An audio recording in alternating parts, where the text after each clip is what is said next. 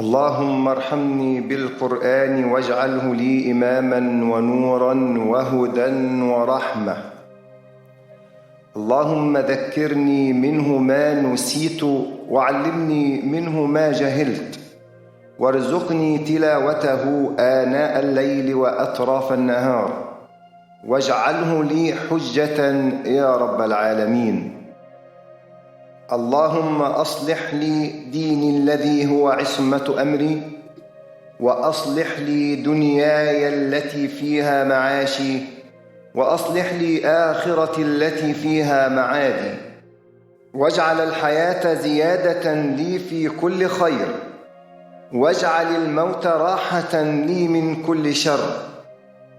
اللهم اجعل خير عمري آخرة، وخير عملي خواتمة، وخير أيامي يوم ألقاك فيه. اللهم إني أسألك عيشة هنية وميتة سوية ومردا غير مخز ولا فاضح. اللهم إني أسألك خير المسألة، وخير الدعاء، وخير النجاح، وخير العلم، وخير العمل، وخير الثواب، وخير الحياة، وخير الممات. وثبتني وثقل موازيني، وحقق إيماني، وارفع درجتي، وتقبل صلاتي، واغفر خطيئاتي، وأسألك العلا من الجنة. اللهم إني أسألك موجبات رحمتك وعزائم مغفرتك، والسلامة من كل إثم، والغنيمة من كل بر، والفوز بالجنة والنجاة من النار.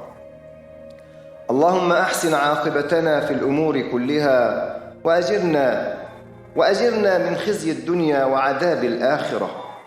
اللهم اقسم لنا من خشيتك ما تحول به بيننا وبين معصيتك، ومن طاعتك ما تبلغنا بها جنتك، ومن اليقين ما تهون به علينا مصائب الدنيا.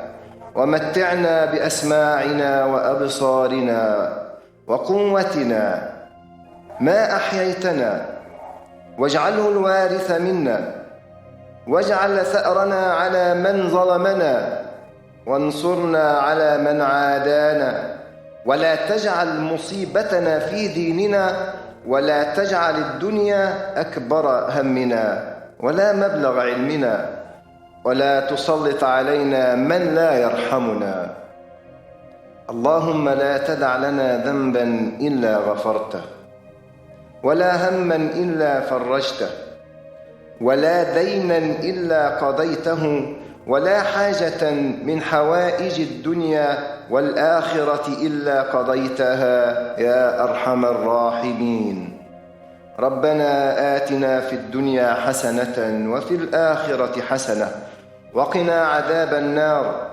وصلى الله على نبينا محمد وعلى آله وأصحابه الأخيار، وسلم تسليما كثيرا.